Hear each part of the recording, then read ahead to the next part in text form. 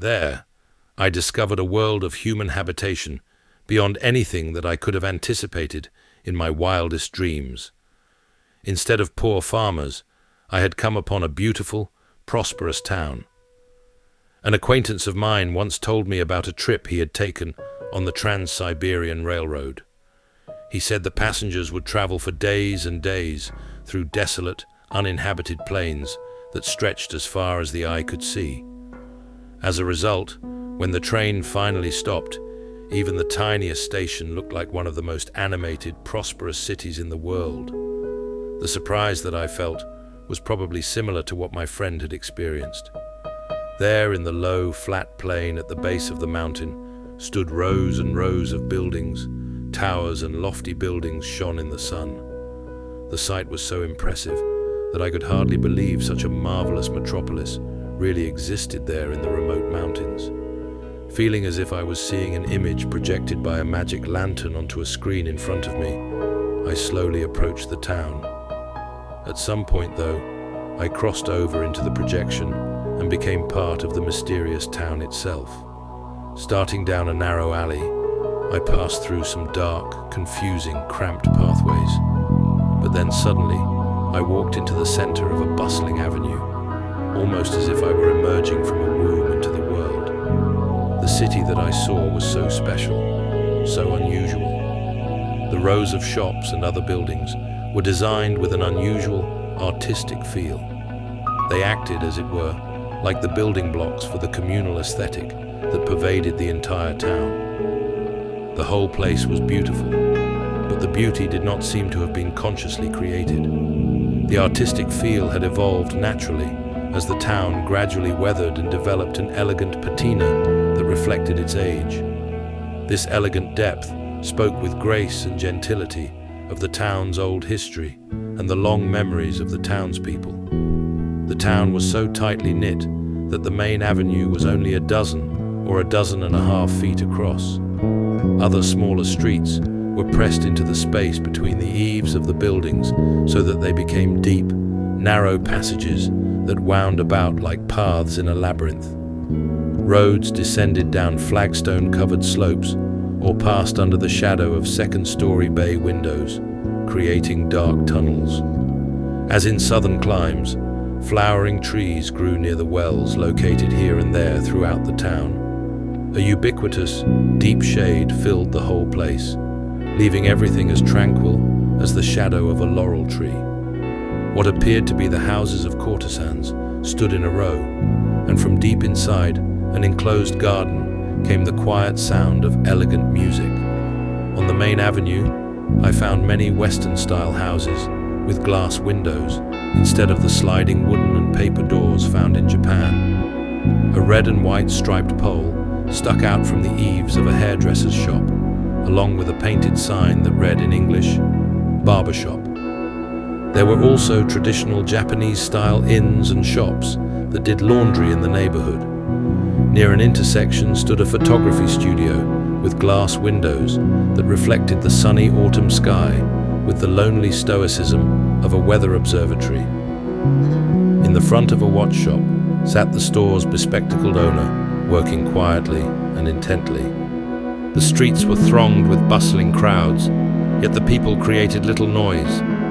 A refined, hushed silence reigned over the place, casting a pall that was as profound as a deep sleep. The town was silent, I realized, because there were no noisy horse-drawn carriages charging by, only pedestrians. But that wasn't all. The crowds were also quiet. Everyone, both men and women, had an air about them that was genteel and discreet, elegant and calm. The women were especially lovely and graceful, and even a bit coquettish. The people shopping in the stores and stopping in the street to talk also spoke politely in harmonious, soft voices. As a result, instead of appealing to the sense of hearing, their voices seemed to present meaning in an almost tactile fashion, something soft to the touch. The voices of the women had the especially sweet and rapturous charm of a gentle stroke passing over the surface of one's skin. People and things came and went like shadows.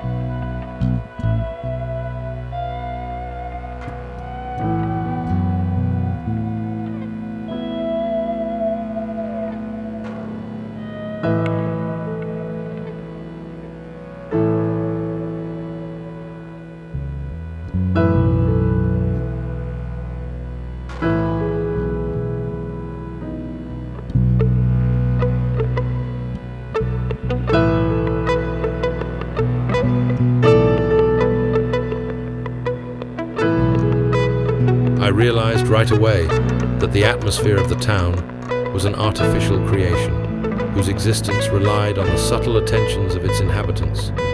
It was not just its buildings. The entire system of individual nerves that came together to create its atmosphere was focused on one single, central aesthetic plan. In everything from the slightest stirrings in the air, there was strict adherence to the aesthetic laws of contrast, symmetry, harmony, and equilibrium. These aesthetic laws entailed, however, extremely complicated differential equations that, requiring tremendous effort, made all of the nerves of the town quiver and strain. For instance, even uttering a word slightly too high in pitch was forbidden, for it would shatter the harmony of the entire town. When the inhabitants did anything, when they walked down the street, moved their hands, ate, drank, thought, or even chose the pattern of their clothing, they had to give painstaking attention to their actions to make sure they harmonized with the reigning atmosphere and did not lose the appropriate degrees of contrast and symmetry with their environs. The whole town was a perilously fragile structure of thin crystal. A loss of balance, even for a moment, would have dashed the entire thing to smithereens. A subtle mathematical structure of individual supports was necessary to maintain stability, and a complex of individual connections governed by the laws of contrast and symmetry strained to support the whole.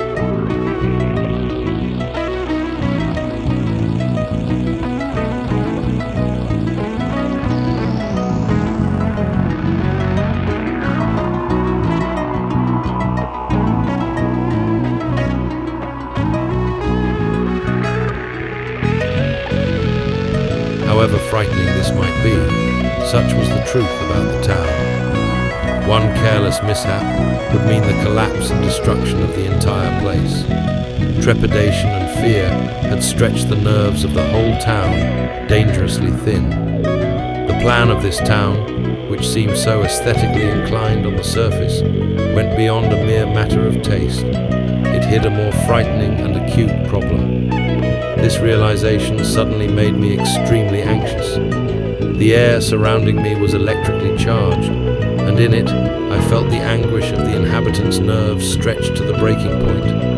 The peculiar beauty and dreamlike serenity of the town had now become hushed and uncanny.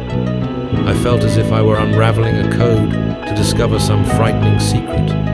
A vague premonition, the color of a pale fear, washed over my heart, though I could not quite understand what it was trying to tell me. All of my senses were fully alert. I perceived all of the colors, scents, sounds, tastes, and meanings of the things surrounding me in infinitesimal detail. The stench of corpses filled the air, and the barometric pressure rose with each passing instant. All of the things that manifested themselves around me seemed to portend some evil.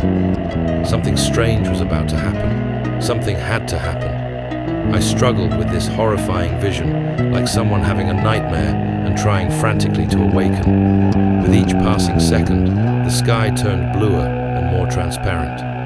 The pressure of the electrically charged air rose higher and higher. The buildings bent precariously, growing long and sickly thin. Here and there, they distended into bizarre, turret-like forms. The roofs became strangely bony and deformed, like the long, thin legs of a chicken. And just then, a small black rat or something like it dashed into the center of the road. I saw it with extraordinary delineation and clarity. What on earth was going on? I was seized by the strange, sudden notion that it would destroy the harmony of the entire town. Right then, the whole universe stopped dead, and an infinite quiet settled over everything. What next? An unimaginably strange and horrifying sight appeared before me.